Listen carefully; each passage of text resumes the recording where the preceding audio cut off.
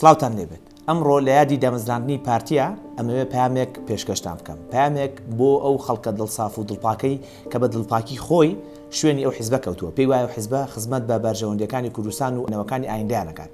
بەڵام حەزەکەم پێکەوە گفتوگۆیە بکەین ببینین ئەم پارتە ئەم حیزبە و ئەم بنەماڵەیە کە ئەم حیزبە بەڕێوە بن لەسەر خوێنی ئێوە چی بنیادناوە. ئەمڕۆ یادی دامەزراندنی پارتیە. ئەو حیزبەی ئەمڕۆ تەمەنی بۆتە 75 ساڵ. ڕەنگە ئەوانەی سەرەتا حیزبەکان دامەزراند خەونی زۆریان هەبوو بێت بۆ کوردستان و نەوەکانی ئایندە. بەڵام دەرەنجامەکەی شتێکی تر دەرچوو. بە تایبەتی پارتی بە سەرکردایەتی مستەفا بارزانی و مەسعود بارزانی لە 75 ساڵی ڕابردوودا مێژوویەکیان پڕ لە خوێن و خیانەتکردن نووسیەوە.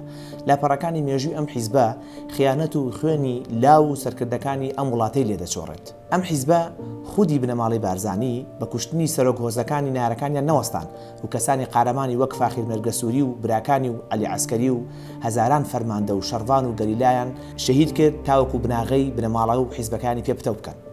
پارتی بەوە نەوەستا کە نایارە کوردەکانی لە هەرێمی کوردستانی عێراق شەهید بکات، بەڵکو بوویە داردەستی ڕژێمەکانی عێراق و ئێران و تورکیا. کەس نییە خیانەتی پارتی و بنەماڵی بارزانی دژی کوردانی ڕۆژهەڵات دەبیر بچێت. کاتێک چەکدارەکانی بارزانی پێشڕەوی سوپای پازداران و ئیمام خۆمێنیان دەکرد دژی کۆمەڵە و دیموکرات. هیچ کەس خیانەتی سوێکی ئابی بیر ناچێت کاتێک بارزانی بۆ سەدام چەمیەوە و هەولێری داگیر کرد. هیچ کەس خیانەت و کرێگرتەی پارتی و بارزانی دژی قەندیل بیر ناچێت.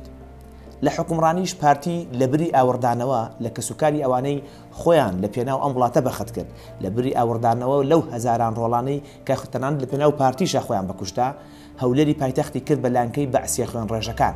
لە ئیمپایر و گوندی ئیتالی و ئینگلیزی عیزەتدووری و هاوڕێکان و کەسوکاری سەدام و لە بەرزەکانی بەعسەکانی داڵدەدا و خزمەتگوزاری بەردەوامی بۆ دابینکردن.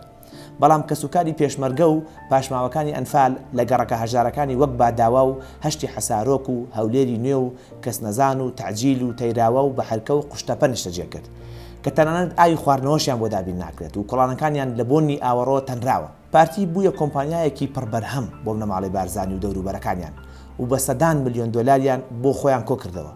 ئێوەش ئەی خەڵکی فەقیر و دڵپاک کە لایەنگری ئەو حیزبەن بە موچەیەکی کولەمەرگی دەبێت ژیان بگوزارێنن. ڕۆڵەکانتان بوونەتە پاسەوانی سەرۆت و سامانی بەرپرسەکان.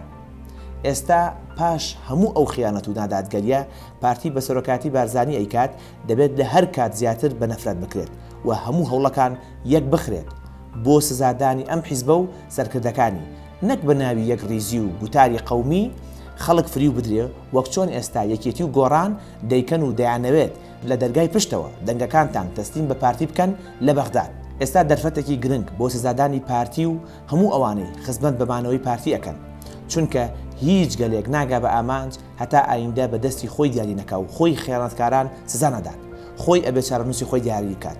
دڵنیابن ڕۆژێک وەک سەرکردە گەندەڵەکانی ئەفغانستان بارزانی بە تەنیا جێتان دێڵێ و تەسلیمی گورگەکانتان دەکات. ئەو کات زۆر درەنگە بێت. سپاس.